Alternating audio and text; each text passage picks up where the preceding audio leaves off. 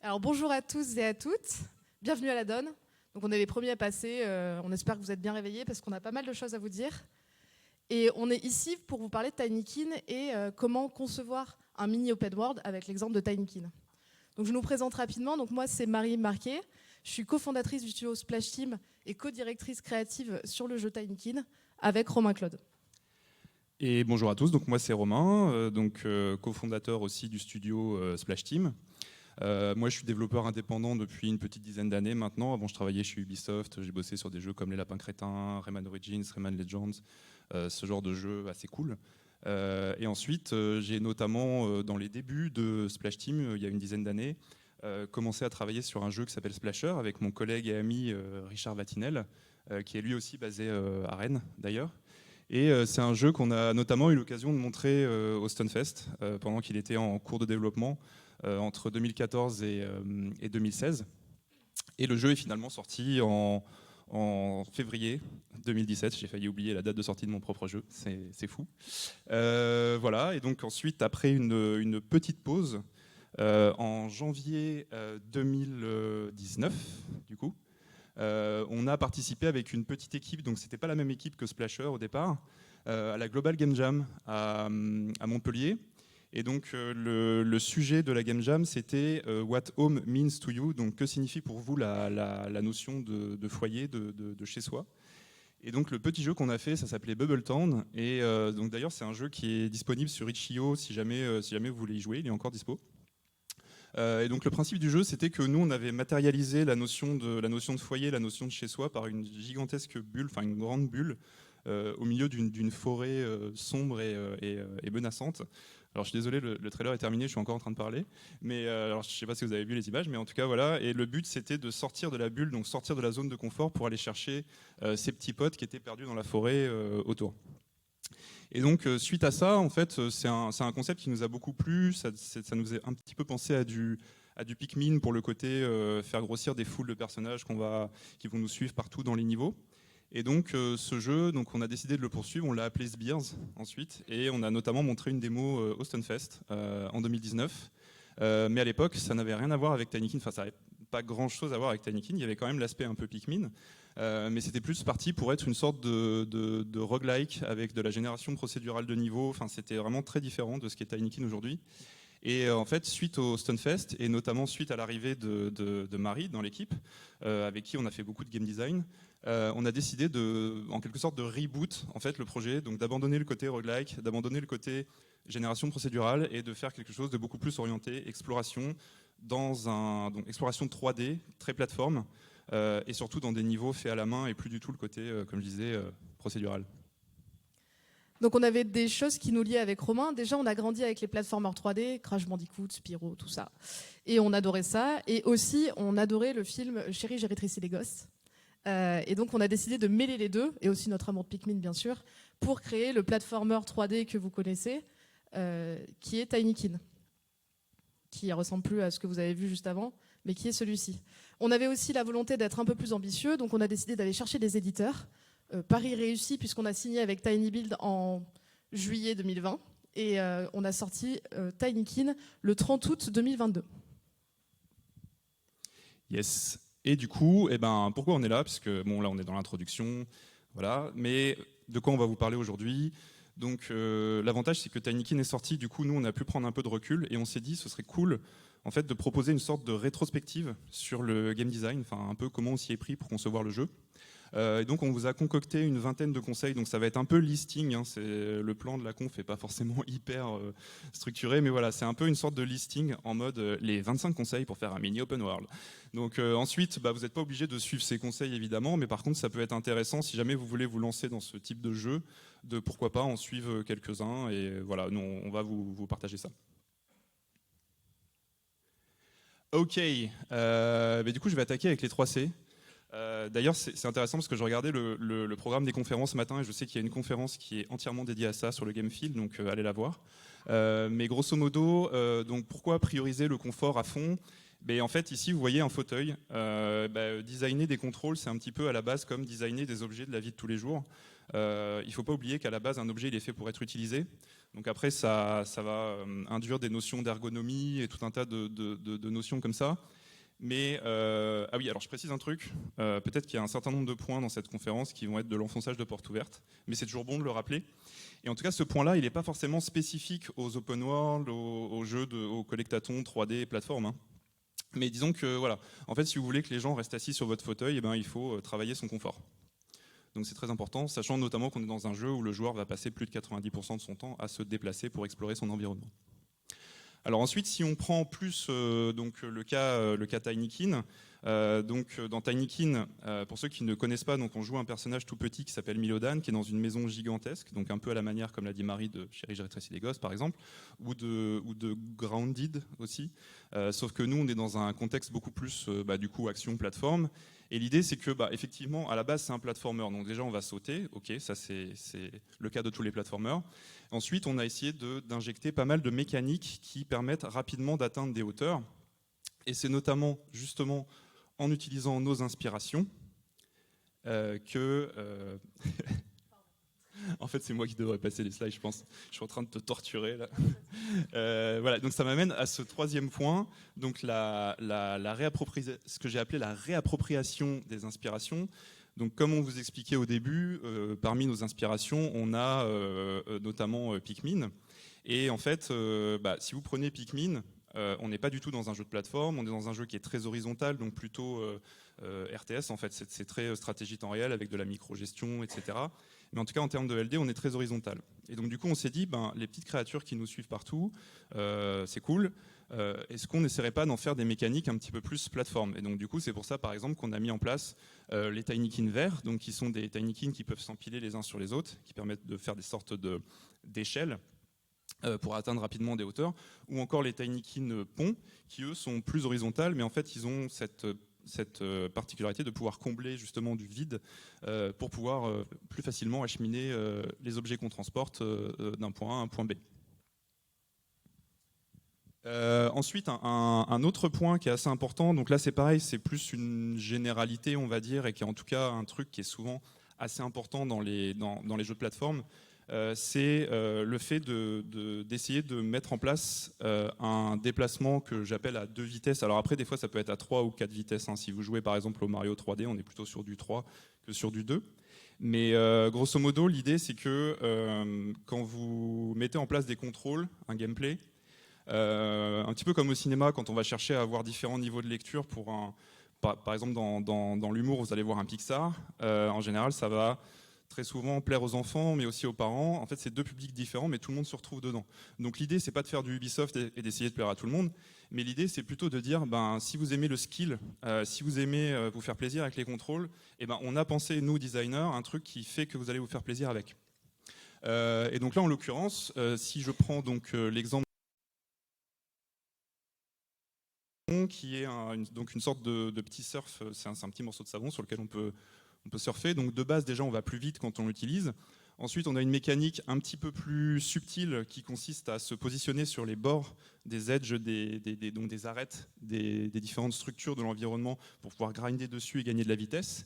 Et on a aussi cette action qui est le coup de sifflet qui permet de rallier des Tinykin au groupe de base. Et en fait, si on utilise cette action en l'air, en fait, on gagne un petit peu de distance quand on n'a plus de planeur. Donc ça, en fait, c'est des subtilités qui, de base, ne vont pas plus aider à quelqu'un qui veut juste finir le jeu à finir le jeu. Mais par contre, c'est intéressant parce que ça peut encourager des pratiques comme par exemple le time attack. Nous, on a fait du time attack, on avait sorti une update un peu après la sortie du jeu avec des modes time attack, avec des costumes à gagner, etc. Donc là, c'est plus pour inviter, on va dire, les joueurs en général à aller plus loin.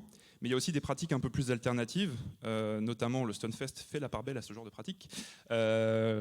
Donc le speedrun, donc ça c'est un truc, le genre du platformer est quand même très souvent sujet au speedrun, donc voilà, c'est un truc qui est toujours intéressant d'essayer d'envisager. Et donc un des derniers points au sujet des contrôles, donc c'est toute la question de la caméra. Donc en fait, bon, la caméra c'est primordial, vous me direz, dans tous les jeux 3D c'est primordial, ok. Mais surtout dans un platformer, notamment quand le but du jeu c'est vraiment d'explorer, enfin que l'outil pour atteindre le but du jeu c'est d'explorer. Et donc, s'il devait y avoir un maître mot, ce serait vraiment visibilité maximale. Donc, vraiment essayer de faire en sorte de ne jamais perdre le personnage. Donc là, sur les premiers exemples, ce qui ressort surtout, c'est plus le côté shader. En fait, on n'est pas vraiment sur du déplacement de caméra. Enfin, il y a un déplacement de caméra, mais par exemple, sur la gauche, on a donc le fait de pouvoir voir la silhouette du personnage derrière les objets. Donc ça, c'est un truc assez courant dans les jeux 3D. Vous allez le voir dans la plupart des Mario 3D, par exemple. Et aussi le fait de faire disparaître les objets qui sont trop proches de la caméra. Donc encore une fois, ça peut paraître un petit peu banal, mais en fait, quand vous faites la R&D au début d'un projet, c'est important de s'assurer d'avoir ce type de shader dans les cartons parce que c'est vraiment très utile. Et ensuite, si on prend d'autres exemples, donc là, on est plus sur le déplacement de la caméra. L'idée, c'est déjà de base de jouer avec les distances. Donc, en fait, quand vous concevez les niveaux à la main, souvent vous allez placer des zones dans les niveaux pour rapprocher, éloigner la caméra. Est-ce qu'on veut créer un passage plutôt étroit, là, comme on peut voir en dessous le tapis, ou au contraire, est-ce qu'on est sur un gros point de vue et là, on veut vraiment éloigner pour donner une visibilité maximale sur l'environnement. Donc ça, c'est un peu les bases. Ensuite, il y a des trucs qui ne sont pas forcément évidents à mettre en place. Par exemple, les collisions de caméra, ça c'est un sujet... moi, ça m'a demandé quasiment toute la durée de Tinykin. Les collisions de caméra, ça n'allait jamais. C'est vraiment un sujet très compliqué. Et d'ailleurs, je pense qu'on pourrait faire une conférence entièrement basée là-dessus, peut-être l'année prochaine, on verra. Mais en gros, de base, il faut des collisions de caméra. Surtout parce que la caméra est libre. Donc ça veut dire que le joueur, il peut potentiellement la mettre n'importe où. Donc ça, la plupart des jeux le font, mais en fait, il y a des subtilités que nous, on a rajoutées. Donc par exemple, si on prend l'animation, le GIF de droite, là, on peut voir par exemple que, de base, quand Milo fait le tour du pied de chaise, là, on voit juste sa petite silhouette, mais la caméra, en fait, ne va pas se bloquer dessus. Par contre, si la caméra arrive suffisamment proche de l'objet, en fait, elle ne va pas rentrer dedans. C'est seulement à ce moment-là qu'elle va se snapper dessus, qu'elle va se sémenter en fait sur sa collision. Donc en fait, pourquoi on a fait ça? Parce que typiquement, il y a des objets où on ne voulait pas les faire disparaître. Quand vous avez des trop gros objets, si vous les faites disparaître, en fait c'est super moche. Donc du coup, il faut un système hybride où vous avez le beurre et l'argent du beurre, c'est-à-dire que la caméra ne va pas tout le temps se coincer dessus, mais quand c'est nécessaire, elle va quand même se coincer dessus. Donc en fait, c'est ce genre de truc, ça paraît pas, mais c'est hyper important pour le confort. Et enfin, alors le petit dernier conseil qui ne mange pas de pain, itérer encore et encore. Donc là, par exemple, ce que vous voyez sur la vidéo, c'est des images donc, de la démo qu'on avait faite pour les éditeurs de Tinykin il y a 2 ans. Donc en fait, on aurait très bien pu se dire à ce moment-là, c'est bon, on a quasiment tout le gameplay. Enfin, vous voyez, on peut construire des échelles, on peut transporter des objets. En fait, tout y était. C'est-à-dire que c'était pas vraiment une vertical slice parce que visuellement c'était assez dégueu. Mais par contre, le gameplay, on était quasiment en vertical slice, quoi. Sauf que le problème, c'est que le feeling, il n'était pas là. C'est-à-dire qu'il y avait un feeling. Je pense que notre éditeur ne nous aurait pas signé s'il y avait vraiment aucun feeling. Mais en fait, le feeling entre ça et ce qu'on a sorti, en fait, ça n'a rien à voir. Donc on n'a pas arrêté d'itérer, faire des playtests, etc. Donc bien sûr, ça va être conditionné au temps que vous avez, au budget que vous avez. Mais en fait, si vous faites ce genre de jeu, ne lésinez vraiment pas sur la qualité du game feel et des contrôles. Alors la deuxième partie, c'est architecturer le monde. Comme disait Romain, donc il faut des déplacements assez jouissifs pour parcourir cet immense monde. Mais oui, aussi, il faut un monde. Donc l'une des premières choses qu'on a fait quand on a commencé Tinykin, c'est de faire littéralement les plans de la maison. Et on a utilisé littéralement aussi le logiciel d'architecture que vous pouvez voir là pour imaginer les pièces qu'il y aurait. Il faut savoir que dans l'histoire de Tinykin, des humains ont vécu dedans. Donc on a essayé de faire en sorte que des humains pourraient vraiment vivre dedans. Donc on a fait la construction des pièces et tout. Bon, peut-être que le salon est un peu grand. Bon, voilà, c'est un détail. Mais en tout cas, voilà, on a une maison qui existe. On a essayé de faire en sorte de montrer les accès, comment le joueur allait parcourir la maison, quelle porte il allait emprunter pour passer d'une pièce à une autre, de faire aussi de la verticalité parce qu'il y a un étage. Et ça c'est la base de toute la création de Tinykin, de toutes les quêtes, de tout ce qu'il va y avoir ensuite dans le jeu. Bon, comme vous pouvez le constater, pour ceux qui ont joué, ça date. Ça a changé, et comme dirait Romain, il faut itérer. Donc c'est ce qu'on a fait. Par exemple, là, il n'y a pas de véranda, à la fin, il y aura une véranda, là, il y a un jardin, il n'y a pas de jardin. Il aurait dû y en avoir un, mais il n'y en a pas eu. Voilà. Mais il a vraiment failli en avoir un en plus. Ouais, vraiment on est passé à ça. Vraiment à ça, quoi. Aussi, on avait fait ce plan parce qu'on avait anticipé le fait qu'on aurait besoin de ça dans le lore, et c'est le cas puisque pour ceux qui ont fait Tinykin, vous pouvez voir la maison, le plan de base dans une des pièces de la maison, et pour ceux qui l'ont pas fait, je vais pas vous dire où, comme ça ne sera pas de spoil. Ensuite, il y a un truc qui est important, c'est que chaque pièce de Tinykin est un niveau, et il était important de mettre l'emphase sur les passages clés, puisque c'est vraiment une nouvelle découverte, un nouveau lieu, des nouvelles populations. Enfin voilà, il faut vraiment que ces moments soient importants, et c'est ce qu'on a essayé de faire. On passe des immenses portes, on passe par les canalisations. Enfin, on a essayé de faire en sorte de parcourir cette maison de toutes les manières possibles. Ensuite, une chose importante, c'est qu'on a voulu éviter les doublons. Au début, il y avait une salle à manger, il y avait une chambre de parents, il y avait un jardin, mais c'était un peu de la redite parce que voilà, la salle à manger, ça ressemble quand même pas mal au salon. Des fois même, on dit salon, salle à manger. Et on voulait vraiment qu'il y ait des thèmes distincts par pièce. Par exemple, dans la salle de bain, c'est un milieu plutôt sombre de la fête, milieu de la nuit, alors que dans le salon, c'est plus le thème de la musique. La chambre d'enfant, c'est un parc d'attractions. Et en fait, voilà, il y avait des pièces qui n'étaient pas vraiment utiles, comme la salle à manger qu'on a cut. On va pas se mentir, c'était utile au budget. Mais bon, ça nous a fait une bonne excuse. Aussi, comme je vous l'ai dit, il y a des gens qui ont vécu dans cette maison. Donc c'était important de raconter un peu leur histoire. L'avantage de la narration environnementale, c'est que si vous vous y intéressez pas, juste vous passez à côté, vous vivez votre aventure. Mais pour ceux qui ont envie de savoir ce qui s'est passé dans cette maison, on a essayé de mettre un maximum de détails sur ce qu'on pouvait faire. Donc là, par exemple, vous pouvez voir dans la véranda un bureau avec un microscope, des animaux dans du formol, des petites fioles et aussi des schémas, parce que en fait, l'homme qui a vécu à l'intérieur était biologiste. Aussi, dans l'introduction du jeu, il y a un calendrier avec une date, donc 90-91, qui correspond à la date dans laquelle la maison est figée dans le temps. Comme ça, on indique directement au joueur où il se trouve et dans quelle année il est. Aussi, on a utilisé des bonnes références de l'époque, je pense que vous connaissez les VHS, avec des références culturelles, comme là, on a l'affiche de E.T., mais on avait aussi X-Files, Stargate. Enfin voilà, on a puisé dans nos ressources de quand on était petit. Et enfin, de la narration environnementale beaucoup plus directe, avec des photos directement de la famille. Encore une fois, pas de spoil, ça arrivera un jour dans le jeu, pas un moment. C'était important pour nous de raconter une histoire à travers la maison, et puis aussi de créer un peu de l'empathie. Parce qu'une maison, c'est le foyer, c'est toutes les émotions réunies, donc on a essayé de faire ça. Alors j'en ai peut-être parlé un tout petit peu en introduction, mais entre autres ce qu'on a essayé de faire avec Tinykin, c'est un peu ce que certains appellent un collectathon. Donc en gros un jeu dans lequel on va passer beaucoup de temps à collectionner des objets. Et donc nous ce qu'on a cherché à faire en particulier avec Tinykin, c'est d'essayer d'installer ce type de mécanique, mais en essayant d'évacuer toute forme de pression liée notamment à une pression de temps, enfin sauf si on fait du time attack, mais là on n'est plus dans l'optique de collecte. Donc toute forme de pression liée à des agressions, notamment des affrontements, etc. Toute forme de pression liée à tout ce qui peut être létal. Alors bien sûr, des fois dans le jeu, vous allez trouver des pièges, mais en fait, la mort est présente dans le jeu, par exemple, mais elle n'est pas punitive. En fait, nous, on l'utilise plus comme un outil, notamment pour aider les gens qui galèrent un peu, ou tout simplement si vous avez un peu un petit souci d'aisance avec les contrôles. Par exemple, comme on peut voir là ici sur l'image, si on tombe d'un endroit vraiment très haut, en fait la mort elle sert juste à nous remettre de là où on est tombé, donc un peu à la manière d'un Lakitu sur son nuage dans Mario Kart par exemple. Et donc ça m'amène à ce second point, installer un cadre sans hostilité. Donc Tinykin c'est un jeu trépice, c'est un jeu non violent.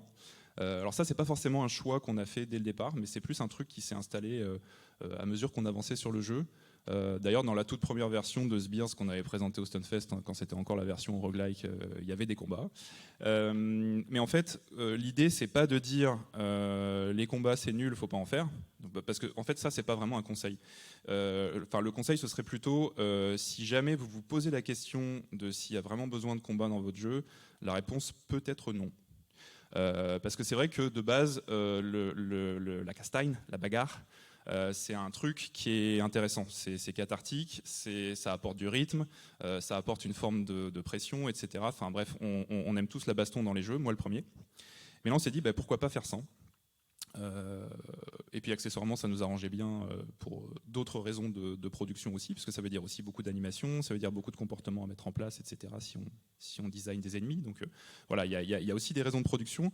Mais de base, en fait, on s'est rendu compte que, étant donné qu'on voulait installer vraiment un contexte safe, en mode, en fait, tu fais le jeu à ton rythme. Il n'y a pas de, enfin, tu fais vraiment comme tu le sens, quoi.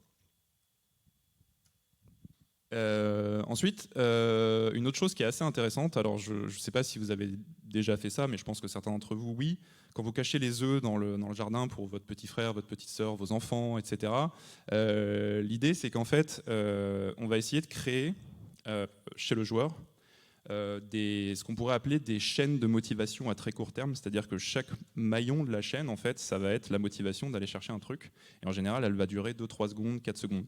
Et c'est vraiment et ça, en fait, c'est très très très difficile à interrompre. C'est-à-dire que, en fait, plus on peut amasser, plus on va continuer à amasser, en fait. Et c'est vraiment ce côté, toujours faire en sorte de laisser des petits indices quand on positionne les collectables, quand on positionne les œufs, les pollens, etc. Toujours faire en sorte que ça dépasse un petit peu, que, en fait, dans le champ de vision, il y a toujours une sorte d'appel qui fait que, allez, un dernier, et puis un dernier, puis un dernier. Puis en fait, au début, vous vouliez jouer 10 minutes, et puis ça fait 1 heure, vous y êtes toujours. Et donc ça, c'est vraiment un truc qui est assez intéressant, donc justement dans ce type de jeu très collectathon. Et belle anticipation. Et ensuite, alors, privilégier la collection par rapport au farming. Donc là, pareil, c'est pas un conseil en mode faites surtout pas de farming. Alors déjà, qu'est-ce que la collection, qu'est-ce que le farming? En fait, le farming, c'est plus le côté, il y a énormément de jeux de plateforme qui font ça, de jeux que ce soit les RPG, etc. Donc c'est vraiment ce côté amassé de la ressource, mais plus ou moins, entre guillemets, à l'infini. C'est-à-dire que la ressource, elle est toujours là, tu quittes la pièce, tu reviens, la ressource, elle est là. En fait, tu peux l'accumuler, tu peux la farmer, et en général, c'est parce que ça s'inscrit dans une sorte de commerce, enfin en tout cas d'économie. Il va y avoir une économie dans le jeu. Donc vous allez acheter, par exemple, des upgrades contre des collectables. Exemple, les boulons dans Ratchet & Clank, par exemple. Donc nous, en fait, on a décidé de ne pas avoir d'économie dans le jeu, notamment pour simplifier en fait les boucles de collecte et le système de récompense. Donc en gros, ce qu'on a fait, c'est que absolument tous les objets du jeu sont uniques. C'est-à-dire que si vous prenez un collectable à un endroit donné, il ne va jamais revenir. Donc tout s'inscrit dans une collection. Tout est une collection. Le pollen, c'est une collection. Les œufs, c'est une collection. Les objets de quête, c'est une collection. Tout est collection. Et ensuite, alors je vous parlais plus vers le début quand je parlais des 3C. D'ailleurs, je n'ai pas expliqué ce que c'était 3C. En fait, ça veut dire caractère, contrôleur, caméra. Donc la caméra, contrôleur, le personnage, contrôleur, les contrôles, caractère, donc le personnage, ses animations, etc. Donc au même titre que pour les 3C, donc plus la partie contrôle, ergonomie, ça peut être intéressant aussi dans les objectifs d'apporter un peu de diversification pour essayer encore une fois, pas de toucher tout le monde, mais en tout cas de satisfaire plus qu'un seul public. Et donc du coup, étant donné que dans Tinykin, tout est collection, on a déjà de base, par exemple, les quêtes principales, donc, qui là vont on va dire, s'axer, enfin qui vont surtout intéresser les gens qui veulent finir le jeu de base, donc a priori à peu près tout le monde. Et ensuite, pour les joueurs plus complétionnistes, on va avoir des choses plus compliqué à compléter, plus difficile. Donc vraiment la tâche de fond pour entre guillemets les compléteurs hardcore, ça va être par exemple le pollen et les tinykin, donc qui sont dans des œufs, les fameux œufs de Pâques, souvenez-vous. Enfin le pollen, c'est la même logique. Hein.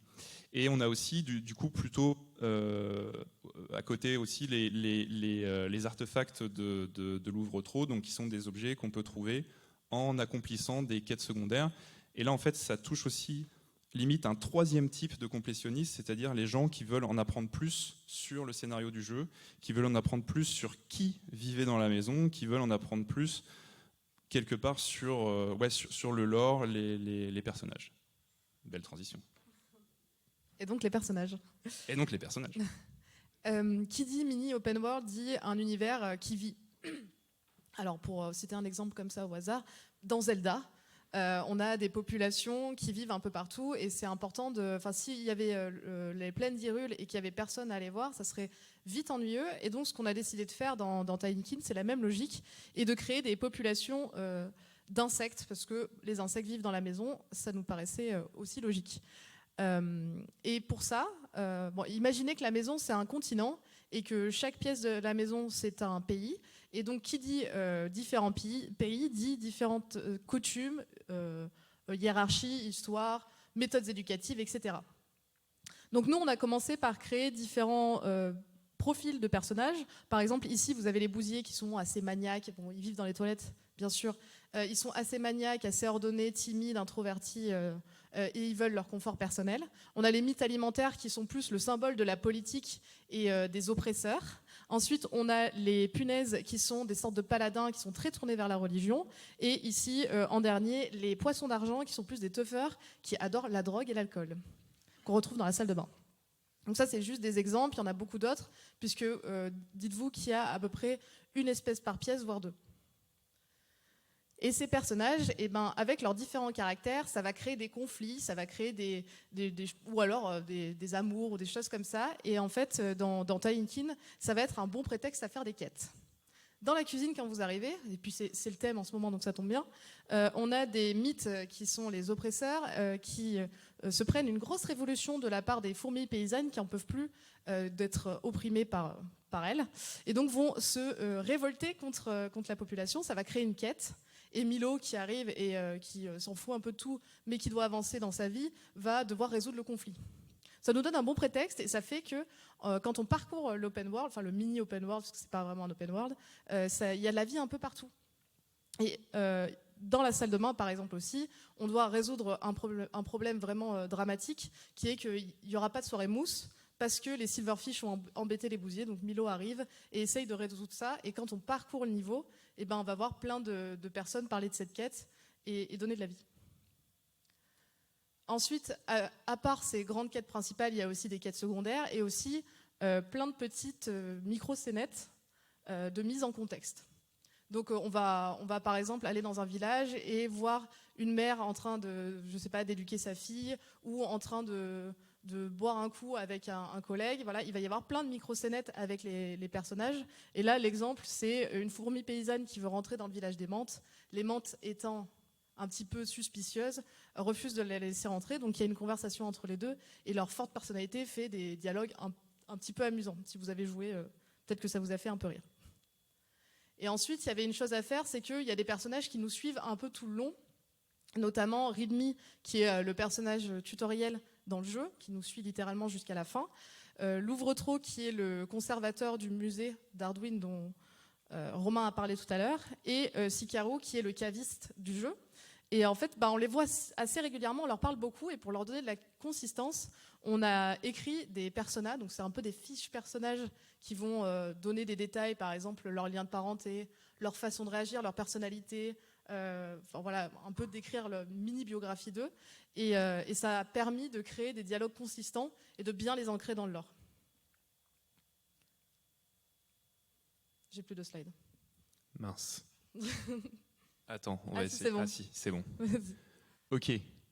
Alors, un autre aspect important dans le level design, c'est le côté open world, donc notamment avec une importante multiplication des chemins. Et donc en fait, les niveaux de Tiny Kin, donc qui sont les pièces d'une gigantesque maison, chaque pièce de la maison c'est un niveau, ont été pensés comme des petits open world qui sont structurés avec en général une place centrale qui est plutôt basse au niveau du sol, et tout autour sont organisés différents étages qui sont interconnectés entre eux. Et donc, le truc qu'on avait dans Tiny Kin, c'était d'essayer de mettre en place un sentiment de susciter un sentiment chez le joueur de gigantisme.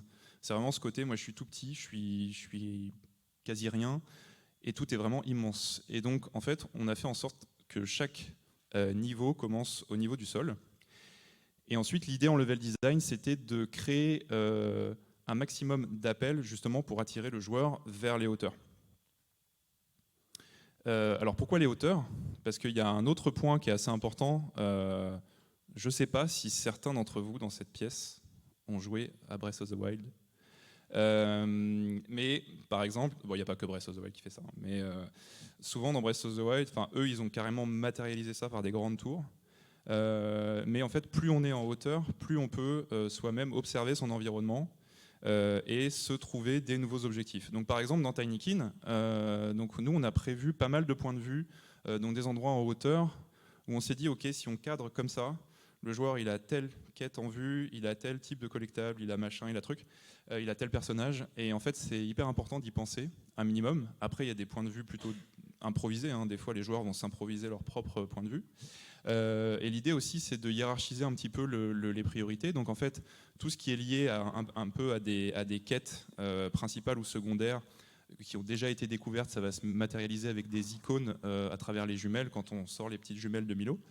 Mais après, il y a aussi tout un tas de trucs où il n'y a pas du tout d'icônes. Donc nous, on n'a pas fait la foire aux icônes comme certains jeux.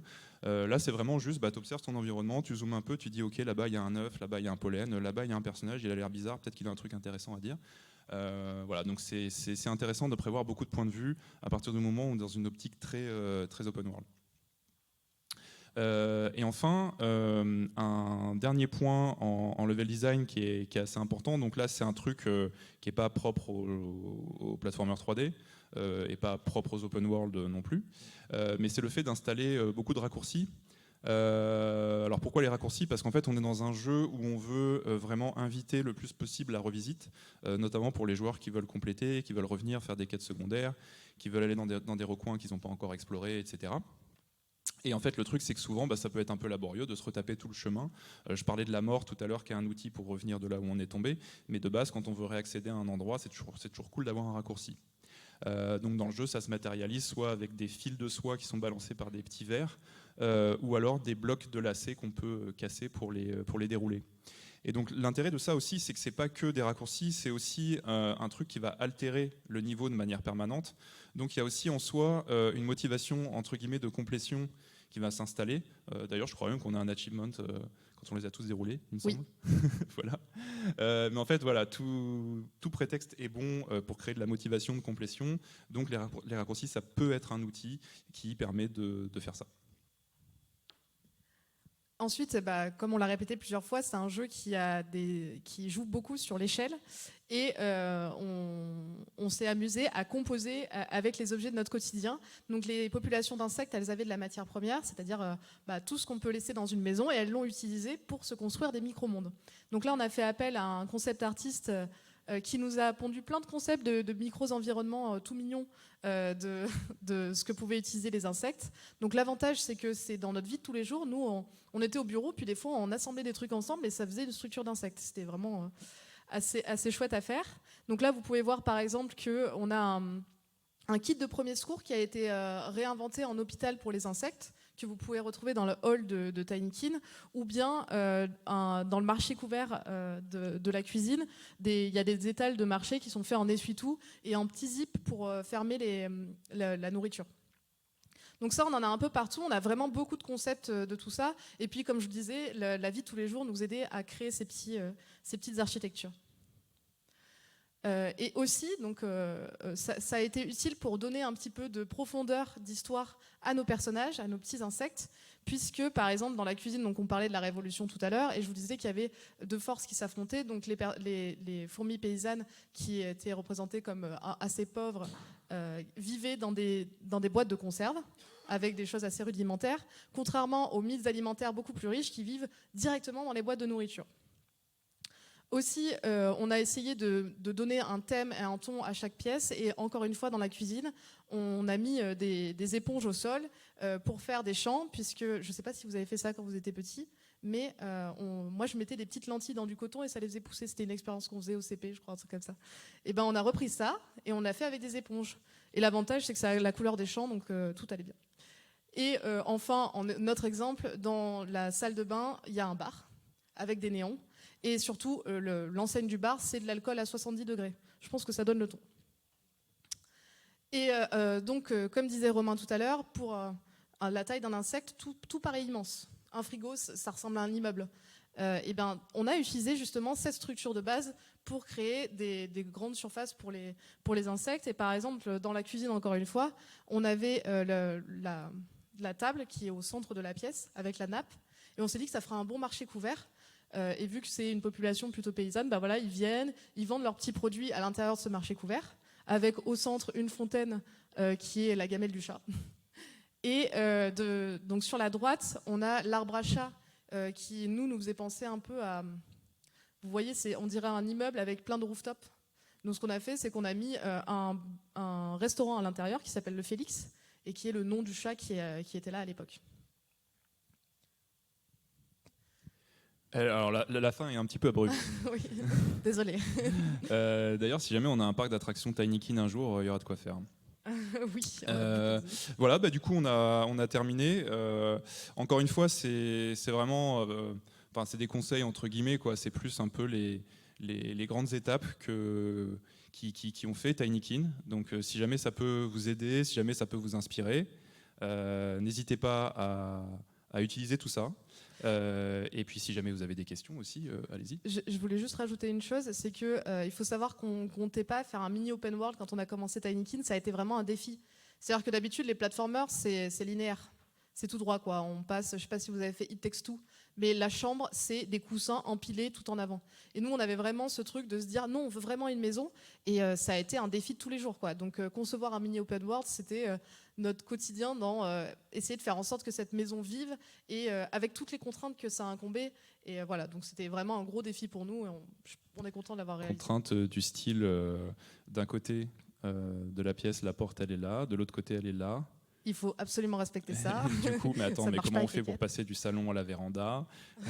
C'est ça. Enfin bon, c'est des trucs. En fait, quand on cherche une cohérence à l'échelle d'un bâtiment entier et que chaque pièce est un niveau, bah faut aussi penser à la logique globale du truc quoi. Donc ouais, c'était un sacré défi. Et du coup, oui, si vous avez des questions, alors je ne sais pas comment c'est censé se passer. Est-ce que quelqu'un passe dans le public avec un micro? Ouais. Oui, j'ai un micro ici.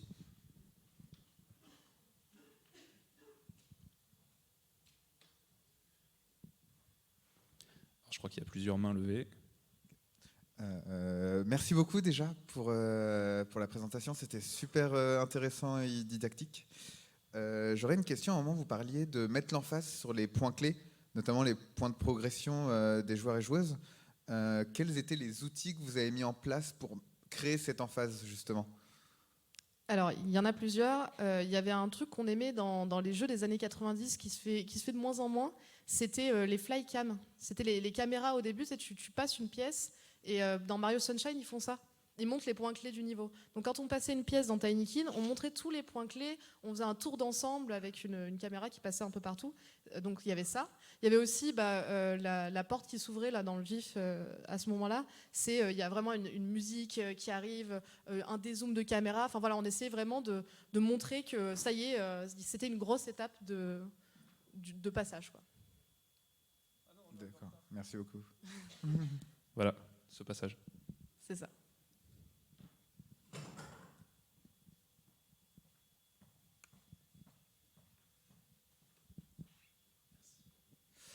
Bonjour, merci.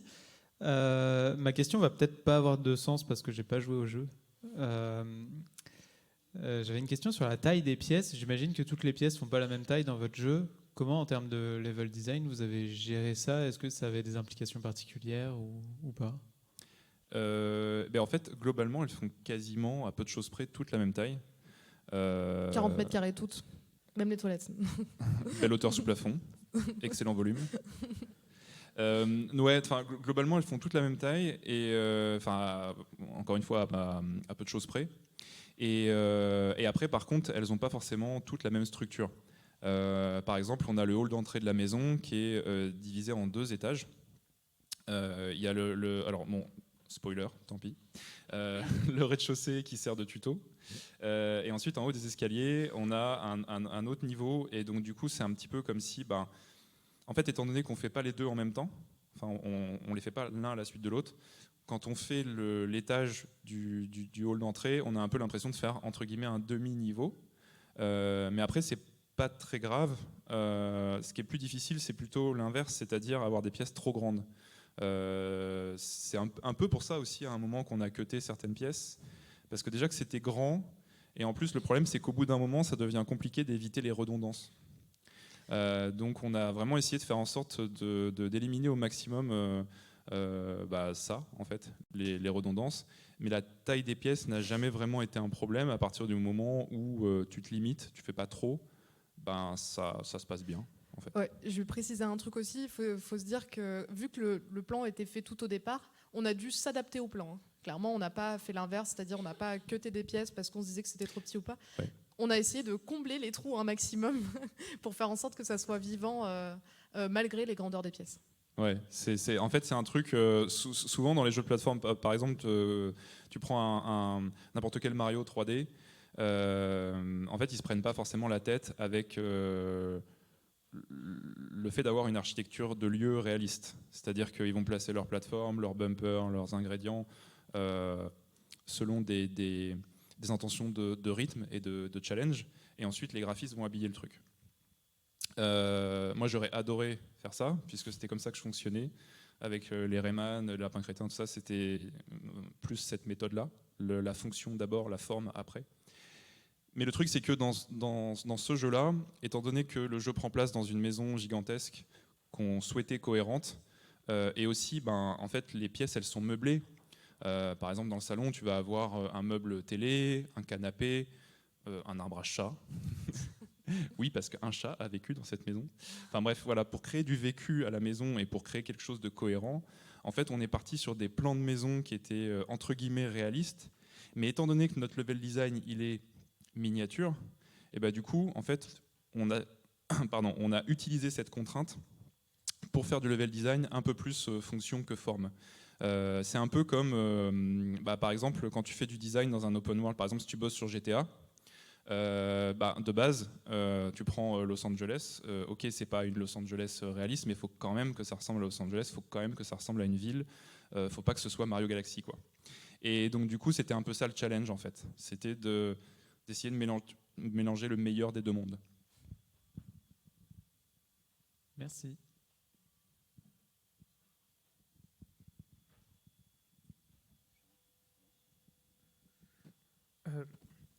Bonjour, merci beaucoup, c'était super intéressant. Bravo pour le jeu, je l'ai 100%, il était trop bien. Merci. Merci. Ce qui m'amène du coup à une question à laquelle vous avez déjà un peu répondu parce que vous avez dit que vous aviez dû cutter certaines pièces. Dans une structure, un monde ouvert comme ça, ici vous aviez le cadre du plan de la maison. À quel moment vous vous dites, ok, là on en a assez, on a dit ce qu'on avait à dire dans notre jeu avec nos mécaniques et on n'a pas... il n'y a pas besoin d'en rajouter, il n'y a pas la place aussi peut-être d'en rajouter pour avoir une expérience, je veux dire, qui a une fin, qui a du sens et qui ne s'étend pas trop sur la durée. Je pense que la réponse est surtout les playtests. On teste beaucoup déjà nous entre nous et quand on voit que les choses sont assez redondantes du déjà vu, quand on galère à créer des quêtes, quand on a l'impression, enfin quand il y a le dialoguiste qui arrive et qui dit ouais mais là j'ai déjà dit ça, tout ça, et aussi qu'on manque de budget, ça répond à la question. mais c'est vrai que c'était un peu difficile, on savait pas, il y a eu un moment où on se posait la question, est-ce qu'on en a assez ou pas? Est-ce que 10 heures de jeu ça suffit? Est-ce que on rajouterait pas des trucs? Est-ce que machin? Et on s'est dit au pire DLC. En fait, il y a aussi un élément de réponse, c'est la répartition des ingrédients de gameplay. Dans le jeu, on a 5 types de Tinykin. Grosso modo, on va faire une découverte par pièce. Et ensuite, il y a une dernière pièce où il n'y a pas de découverte de nouveaux Tinykin, mais on va vraiment utiliser à fond tout ce qu'on a appris. Et au final, étant donné qu'on n'avait pas plus de Tinykin à proposer, on s'est dit, si on rajoute des pièces, on va juste... faire des trucs peut-être de plus en plus difficiles, mais ça va finir par devenir très très très redondant parce qu'en fait on n'avait pas de nouveautés à apporter. Donc en fait c'était un mélange, c'est-à-dire que bon, on parle un petit peu de budget en rigolant parce que oui on a un budget, il faut le respecter, mais en fait ça s'est bien goupillé parce que on avait de toute façon pas de quoi faire plus, donc ça servait à rien d'en rajouter. Enfin ça s'est un peu imposé. En fait c'est les mécaniques de jeu qu'on avait à proposer qui ont déterminé le nombre de pièces qu'on allait garder au final et ce qu'on allait vraiment proposer aux joueurs pour éviter que ce soit trop répétitif, trop long, trop chiant. Voilà.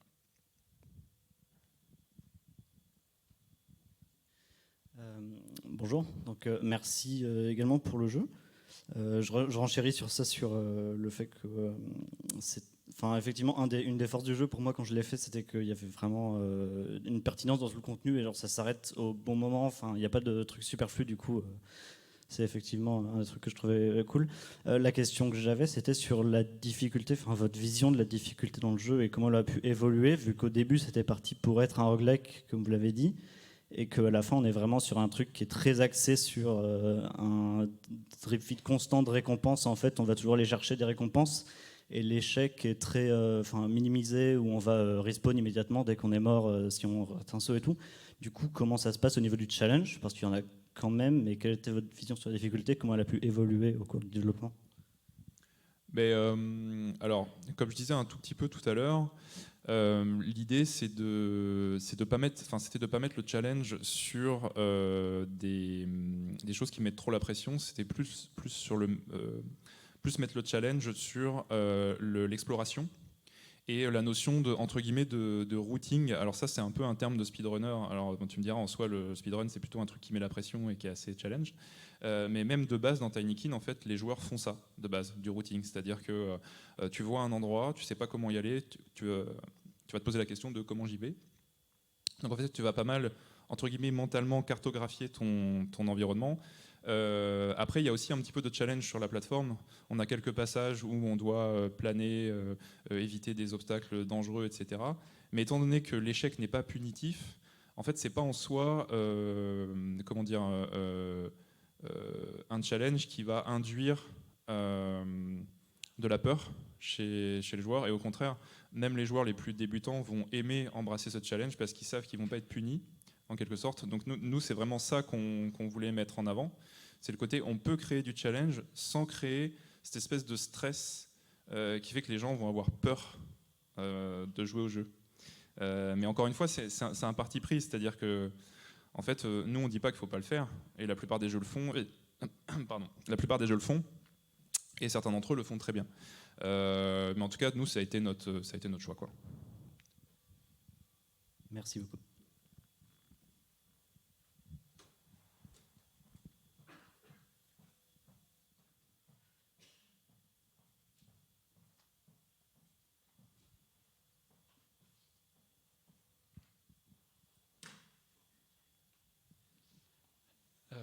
Le jeu était vachement cool, achetez-le, il est vraiment chouette.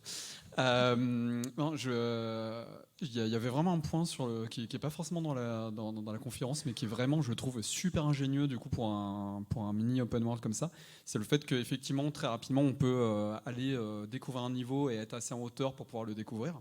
Et on croit avoir un petit peu tout vu dans le niveau, mais en fait, il y a plein de choses qui se sont cachées dans les placards, ce genre de choses. Et il y a toujours généralement la petite porte qui est juste un petit peu entrouverte. On a un petit truc, on a envie d'aller à l'intérieur. Et en voyant un petit peu tout le niveau, vraiment en étant en hauteur et en voyant tous les trucs, en fait, on a vu généralement que la moitié des choses. Et je trouve que ce système est vachement ingénieux parce qu'en fait, on a toujours envie de voir des nouveaux trucs qui sont cachés à droite, à gauche. C'est super bien fait. Et sinon, ma question, c'était plutôt par rapport justement à cette liberté qui est assez dingue justement dans ces niveaux-là, où on a quand même une progression où on sent qu'il est un petit peu voulu pour atteindre certaines hauteurs. Et en même temps, on a de répartis justement ces petits Tinykin qui nous permettent de faire une échelle. Au fur et à mesure, plus on en a, plus on peut aller en hauteur. Mais on a ce truc on n'est pas obligé de tous les récupérer pour déjà atteindre un petit peu notre plateforme. Donc on peut y aller un petit peu tranquillement et y aller étape par étape. Mais en même temps, si on les récupère tous, on peut vraiment se mettre une maxi-échelle et atteindre certains niveaux plus rapidement que d'autres. Et il y a cette liberté où je me dis, comment vous avez jaugé le fait de ne pas trop donner de liberté et de ne pas atteindre très rapidement des endroits qui n'étaient pas destinés aux joueurs, et en même temps de ne pas demander aux joueurs de récupérer le moins petit Tinykin pour atteindre certains espaces. Il y a un espèce d'équilibre qui est assez magique dans le jeu, où je n'ai pas senti de blocage. C'était quoi votre secret du coup? Je pense qu'un des plus gros secrets, ça a été les playtests. C'est-à-dire qu'on avait un level designer qui plaçait tous les Tinykin. Et en fait, il avait un peu un nombre de Tinykin nécessaire pour faire la quête principale. Donc déjà, ça, il faut récupérer ce minimum pour réussir la quête principale dans chaque niveau. Et aussi, on a fait pas mal de playtests qui ont ajusté le nombre de Tinykin nécessaires. Et aussi, il y en a qui sont très évidents, où on sait que quelqu'un qui n'a pas envie de tout visiter, il va pouvoir quand même finir la pièce avec ce nombre minimum de Tinykin. Et effectivement, c'est les Tinykin verts qui font, les échelles, qui font toute la progression surtout, parce que en fait, c'est ceux qui sont indispensables à aller dans les hauteurs. Et vu que la verticalité, c'est un point principal de Tinykin, c'était un peu ça le défi. Mais je pense que ça s'est vraiment beaucoup joué au playtest. Ouais, il y a ça, et puis même la préparation en amont, parce qu'en fait, les playtests, ça permet un petit peu de confirmer ou infirmer les choix qui ont été faits en level design. Mais il y avait vraiment ce côté, quand je parlais par exemple de la multiplication des chemins, en fait, il y avait... nous, on prévoyait des parcours à l'avance. On disait, ok, là, on peut partir de la coudoir du fauteuil, puis on va passer sur les feuilles, puis ensuite on arrive en haut du meuble, puis ensuite on redescend, et puis etc., etc. Et en fait, nous, ce qu'on a fait, c'est qu'on a disposé des collectables sur les chemins qu'on a prévus nous-mêmes, mais bien sûr, il y a plein de chemins que d'autres joueurs ont trouvés qu'on n'avait pas forcément prévus. Et c'est là que c'est intéressant. Mais justement, du coup, par exemple, dans une quête, si on prend l'exemple quête principale de Sanctar, le salon, du coup je ne vais pas faire un trop gros spoil puisque c'est le premier niveau du jeu, en fait il y a trois objectifs en gros. Donc, le premier, c'est de ramener un CD dans le petit lecteur qui est dans le meuble. Deuxièmement, il faut trouver le bouton play du lecteur. Et troisièmement, il faut retrouver le diapason, donc, qui permet de faire la connexion électrique entre la machine et la prise de courant parce qu'elle a été arrachée. Et en fait, nous on se dit ok, il y a ces trois objets à récupérer. Donc nous, level designer, on va prévoir des chemins, plusieurs routes en fait, pour trouver le CD, trouver le diapason, trouver le bouton play. Et en fait, sur la route, il va y avoir des œufs, il va y avoir du pollen. Mais l'idée aussi, c'est de penser des ramifications à ces routes et de créer des appels pour aller chercher des trucs un petit peu sur les côtés. Mais en fait, au final, si on regarde un plan en vue, bon là on n'a pas de schéma, mais si on regarde un plan en vue top, donc vue de haut du niveau, en fait, on pourrait tracer ces routes et ça donnerait un peu le réseau de TGV français. C'est-à-dire, il y a la place centrale, c'est Paris, et ensuite il y a plein de ramifications. Voilà. Donc en fait, tout tourne autour de la place centrale et on a conçu ça comme ça. Mais après, quand tu regardes les joueurs qui font du speedrun ou les joueurs qui sont à la recherche du dernier morceau de pollen, des fois ils passent par des endroits, je regarde les streamers ou quoi, on n'imaginait pas qu'ils seraient passés par là. Mais de base, on est parti du principe qu'on pouvait vraiment aller partout, partout, partout. Donc même si on n'a pas prévu, c'est quand même faisable. Voilà. Merci pour l'après. J'ai une question sur le côté open world. Alors, désolé, j'y ai pas joué, mais comment vous faites en sorte que la joueuse ou le joueur sache, par rapport à toutes les quêtes commencées, quel est le next step? Est-ce qu'il ou elle a assez de Tinykin pour pouvoir avancer? Et en gros, comment on garde une espèce de diary de ce qui est en cours, quoi. Alors déjà, on a les objectifs de quête qui apparaissent dès qu'on arrive dans une pièce. En fait, on arrive dans une pièce, il y a ce que je disais, la flycam qui montre les objectifs. Ensuite, il y a Readme, le personnage qui nous suit, qui nous parle de l'objectif. Ensuite, il y a un personnage qui vient nous dire « Ah, j'ai besoin de ça », tout simplement, et qui va nous montrer les points clés. C'est-à-dire qu'il va y avoir une caméra qui va montrer les points clés. Si on va dans le menu, on a la liste des objectifs principaux et secondaires. Et on a aussi la liste des pièces qu'il a déjà parcourues et avec des points d'interrogation pour celles qu'il a à parcourir. Mais on met toujours en avant les entrées et les sorties des pièces pour voir où il va aller après. Souvent, quand on est dans une pièce, il n'y a qu'une autre entrée, à part dans le hall qui fait un peu le tour des pièces. Mais par exemple, dans le salon, on peut aller soit revenir en arrière, soit aller dans la véranda qui est la pièce d'après.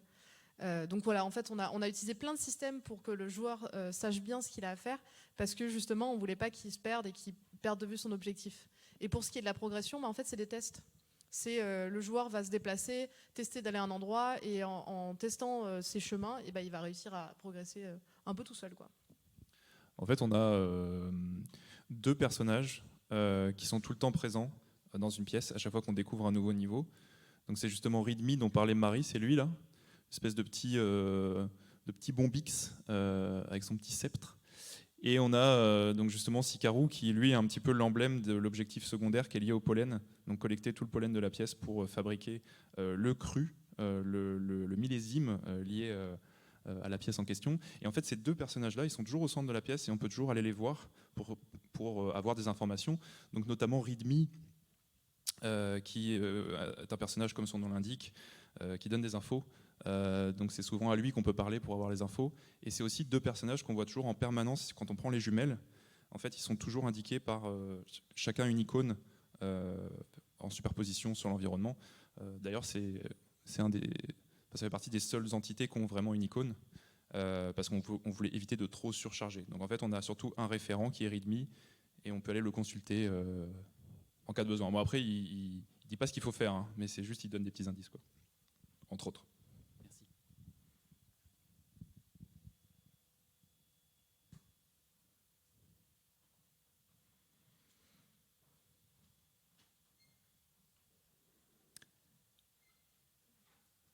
Eh bien, il n'y a plus de questions. Il y a une question là. Ah si, Il y en devant. a plusieurs même. C'est peut-être la dernière, parce que je crois que c'est 11h30, hein, c'est ça? Ouais. Après, on est là. Si jamais vous avez des questions, vous pouvez venir nous voir directement Ouais. aussi, après. Moi, je suis là jusqu'à dimanche, hein, donc n'hésitez pas. Oui, bonjour. Merci Bonjour. beaucoup pour le jeu. Alors, j'y ai pas joué. Par contre, moi, j'avais une question un peu plus technique par rapport à l'open world et l'optimisation.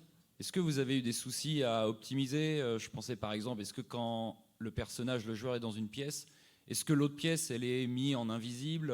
Enfin, comment vous avez fait pour avoir un jeu fluide, constant? Est-ce que vous avez eu beaucoup de problématiques ou pas? Voilà. Alors, j'arrive pas à te localiser dans la pièce. Est-ce que tu peux lever la main? Ah voilà, ok, c'est à toi que je vais m'adresser. Alors, en fait, donc, le jeu il a été fait avec Unity. Et chaque pièce de la maison, en fait, c'est une scène. Donc, en gros, on n'a pas de... Comment dire, tout n'est pas chargé en même temps, déjà. Donc, ça, c'est assez important. À chaque fois qu'on change de pièce, on a un chargement. Et ensuite, l'optimisation, ça a été beaucoup sur mettre des LOD sur tous les objets graphiques, par exemple, pour éviter que les objets qui sont trop loin soient trop chargés en polygones et en détails. Et on a aussi beaucoup de systèmes de désactivation avec la distance. En fait, c'est beaucoup des histoires de distance. Mais c'est vrai qu'on a galéré, ça a été un challenge, notamment pour sortir le jeu sur Switch. On a galéré à atteindre un 30 FPS quasi constant. Par contre, si vous y jouez sur PC, il n'y a absolument aucun problème, sauf si votre PC date d'il y a 10 ans. Mais voilà, en fait, c'est des scènes séparées. Et ensuite, au sein d'une scène, c'est beaucoup de désactivation, activation en fonction des distances. Merci.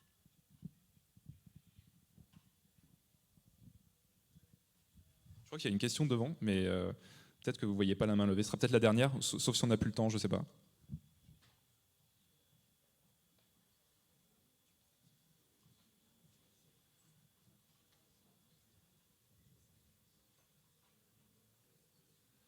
Non, apparemment, on n'a plus le temps. Ah ok, c'est pas grave. Mais si tu veux, tu pourras nous poser ta question quand même. Oui. Juste après, autour d'un verre. Bon, merci beaucoup en tout cas Un d'avoir café. participé à la conférence.